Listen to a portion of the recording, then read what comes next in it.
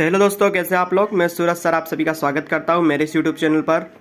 Thumbnail से आपको पता चल गया होगा आज हम किसके बारे में बात करने वाले हैं। तो आज हम यहां पर आपके क्लास 10th के बाद एक नई जर्नी जो आपकी शुरू होती है हायर सेकेंडरी के लिए, उसके लिए बात करने वाले हैं। यहाँ पर आप जब क्लास 10 की बोर्ड की एग्ज़ाम देते हो तो क्लास 10th तक जो आपके सब्जेक्ट होते हैं वो क्लास 11th में आके आपके चेंज हो जाते हैं।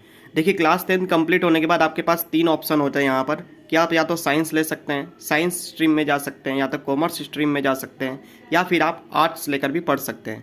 तो यहाँ पर इस वीडियो में आपको मैं क्लास 11 कॉमर्स आप लोगे तो टोटल कितने सब्जेक्ट होने वाले हैं, इनको हम किन किन नामों से जानते हैं, इनके अंदर के थोड़े बहुत कंटेंटों के बारे में, क्या क्या कंटेंट होंगे उसके बारे में भी जानकारी प्राप्त करेंगे।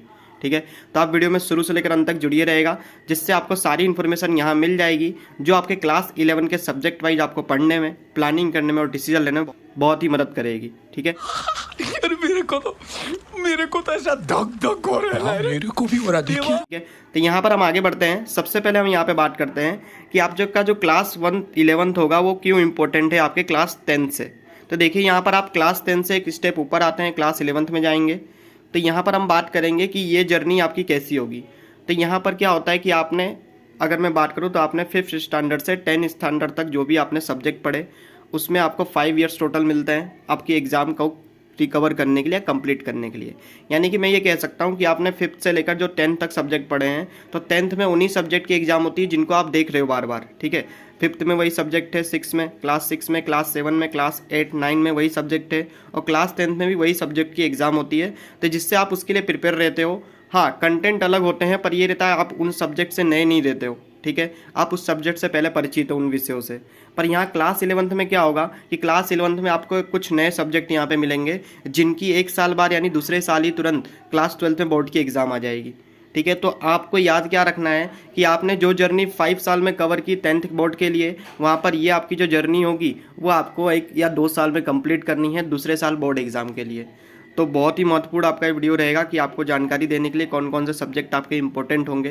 तो चलिए हम इनकी शुरुआत करते हैं। सबसे पहले हम यहाँ बात करते हैं कि आपका टोटल 11th में यहाँ पर कॉमर्स फील्ड की हम बात कर रहे हैं। ठीक है, हम आर्ट्स और साइंस फील्ड की नहीं बात कर रहे हैं। तो कॉमर्स फील्ड की बात कर रहे हैं कि अगर आप वाणिज्य या कॉमर्स फील्ड में जाते हो, वाणिज्य प्रवाह में, तो आपको कौन कौन से इसमें सब्जेक्ट मिलेंगे।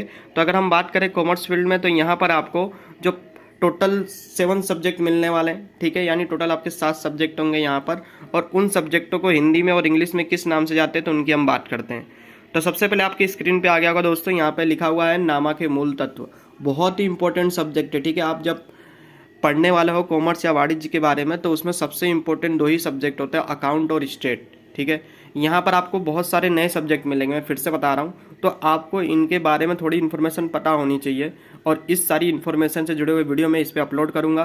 तो आप चैनल को सब्सक्राइब कर दें। ठीक है, अगर ये वीडियो पसंद आए तो उसे लाइक कर दें, और सब्सक्राइब के बगल में एक बेल आइकन होगा जिसे ऑन कर दें, जिससे इससे नए जुड़े हुए 11th के जो वीडियो हैं वो आप तक आसानी से पहुँच सकें।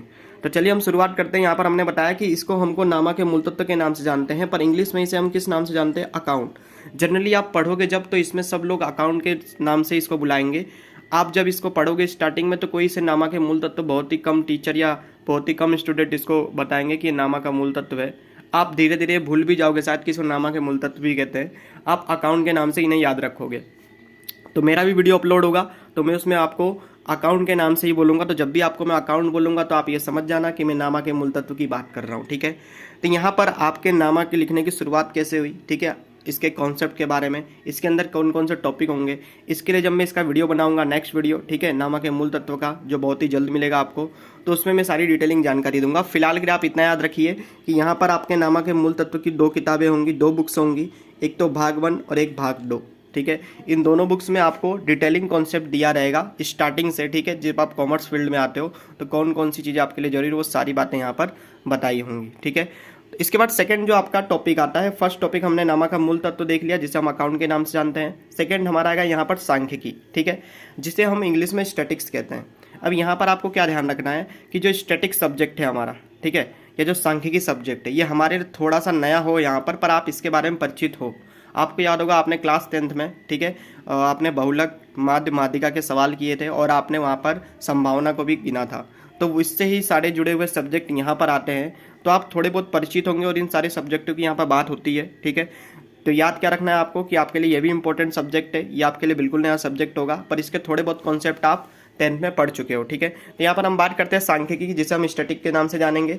तीसरा आपका सब्जेक्ट होगा अर्थशास्त्र, जिसे हम इंग्लिश में इकोनॉमिक्स कहेंगे। ठीक है, तो यहाँ पर आपको याद रखना है कि अर्थशास्त्र क्या एक पूरा थियरिकल सब्जेक्ट होगा। ये दोनों आपके प्रैक्टिकल सब्जेक्ट होंगे मोस्ट ऑफ। ठीक है, 90% प्रैक्टिकल होते हैं, 10% थियरिकल होते हैं। पर जो अर्थशास्त्र सब्जेक्ट आपका होगा वो पूरा आपका थियरिकल, मतलब कि यहाँ पर थियरी आने वाली है, इसमें से एक भी सवाल आपके नहीं आते। ठीक है, तो आप इसे याद रखिए कि अर्थशास्त्र को हम इकोनॉमिक्स के नाम से जानेंगे। नेक्स्ट अपना जो वाणिज्य व्यवस्था और संचालन सब्जेक्ट है, ठीक है, बहुत ही बड़ा नाम हो जाता है। इंग्लिश में इसे हम बिजनेस ऑफ एडमिनिस्ट्रेशन भी कहते हैं, तो इंग्लिश में इसको प्यार से हम बीए के नाम से बुलाते हैं। तो आपको ये याद रखना है कि जब भी वीडियो में या आपको क्लास में जब भी बीए सब्जेक्ट के बारे में बोला जाए, तो ये भी आपके एक नया सब्जेक्ट होगा जिसमें आप वाणिज्य व्यवस्था और उसके संचालन के बारे में सीखोगे, जिसको हम शॉर्टकट में बीए के नाम से जानेंगे। ठीक है, इसके बाद का जो सब्जेक्ट है उससे आप परिचित हो, शुरू से आप पढ़ते आ रहे हो, जिसे हम हिंदी के नाम से जानते हैं। ठीक है, इसके बारे में मुझे कोई इन्फॉर्मेशन देने की जरूरत नहीं है, ये सभी आपको पता है। नेक्स्ट सब्जेक्ट भी आप पढ़ते आ रहे हो अंग्रेजी। ठीक है, इंग्लिश जिसे हम बोलते हैं, ये भी आप परिचित हो। पर जो अगला सब्जेक्ट है हमारा, वो आपके लिए थोड़ा सा शायद नवा हो सकता है।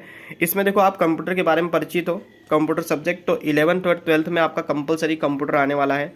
यहाँ पर अगर स्कूलों के ऊपर डिपेंड है कौन से सब्जेक्ट को वो लोग चूज़ करते हैं। ठीक है, तो अगर आपकी स्कूल में कंप्यूटर चलता है, कंप्यूटर सब्जेक्ट को मान्यता है, तो वहाँ पर आपको मोस्ट ऑफ कंप्यूटर प्रोवाइड किया जाएगा सब्जेक्ट के रूप में। और अगर आपकी स्कूल में कंप्यूटर ना लेना हो तो वहाँ पे ऑप्शन भी दिया जाता है, जो है सेक्रेटरियल प्रैक्टिस और वाणिज्य व्यवहार, जिसे हम शॉर्टकट में SPCC के नाम से भी जानते हैं। ठीक है, तो यहाँ पर आपको क्या याद रखना कि जो 7 सब्जेक्ट है हमारा कंप्यूटर, ठीक है, इसकी भी बोर्ड एग्जाम होती है, पूरा MCQ टाइप का सिलेबस होता है इसमें। ठीक है, आपकी एक बोर्ड एग्जाम में टोटल 100 MCQ आते हैं कंप्यूटर लेवल के, और आपको वहाँ पर उसको क्वालिफाई करना रहता है। इसके लिए आपको 2 घंटे मिलते हैं। ठीक है, 12th में, तो आपको ये याद रखना है। तो जैसे ही आप 12th में आओगे तो उसके लिए भी आपको सारे वीडियो मिलेंगे, तो वहाँ पर डिटेलिंग आपको कॉन्सेप्ट मिल जाएगा। तो फिलहाल आपको यहाँ पे ये क्लियर रखना है कि अगर आप कॉमर्स फील्ड में हो तो आपको यहाँ पर 2 ऑप्शन 12th में चूज़ करने को मिल सकते हैं। ठीक है, कि आप तो कंप्यूटर ले सकते हो, या तो फिर आप सेक्रेटरियल प्रैक्टिस और वाणिज्य व्यवहार को ले सकते हो। वो आपकी स्कूल के ऊपर और आपके ऊपर डिपेंड होता है कि आप कौन से सब्जेक्ट को यहाँ पर चूज़ कर सकते हो। तो आई होप आपको यहाँ पर 7 के 7 चैप्टर्स के बारे में पता चल गया होगा। तो आपको अगर इसका स्क्रीनशॉट लेना हो या आपको ये वीडियो वापस से जानकारी प्राप्त करनी हो तो आप रिवाइंड करके देख सकते हो। टोटल आपके 7 सब्जेक्ट होने वाले हैं। ठीक है, इनके नामकरण की हमने चर्चा कर दी, इनके भाग भी देख लिए यहाँ पर। तो इन सभी सब्जेक्टों को आपको याद रखना है। इसमें से बहुत सारे ऐसे सब्जेक्ट हैं, ठीक है, जिनके बारे में आप पहली बार देख रहे हो, पहली बार परिचित हो रहे हो, और बाकी कुछ ऐसे सब्जेक्ट भी हैं जिनके बारे में आप जान सकते हो। ठीक है, तो यहाँ पर अगले इस वीडियो में हम मिलेंगे, हम शुरू करेंगे यहाँ पर अकाउंट के बारे में। ठीक है, जिसे हम नामा के मूल तत्व कहेंगे। तो अगला 11th का वीडियो इसी के ऊपर होने वाला है, और इसके फुल कॉन्सेप्ट के बारे में शुरू करेंगे, और भाग 1 के हम यहाँ पहले चैप्टर को कवर करेंगे। ठीक है, तो उसकी थियरी नोट्स, उसके थियरी जो भी जानकारी होगी आपको वहाँ पे प्रोवाइड की जाएगी। तो आप इसके लिए क्या करें, हमारे वीडियो से जुड़े रहें। ठीक है, तो सब्सक्राइब बटन दबा दें, जिससे आपको नया वीडियो इससे थ्रू मिल सके। मजा आया, और मैं ये जो मजा है हिंदुस्तान के हर व्यक्ति को देना चाहता हूं।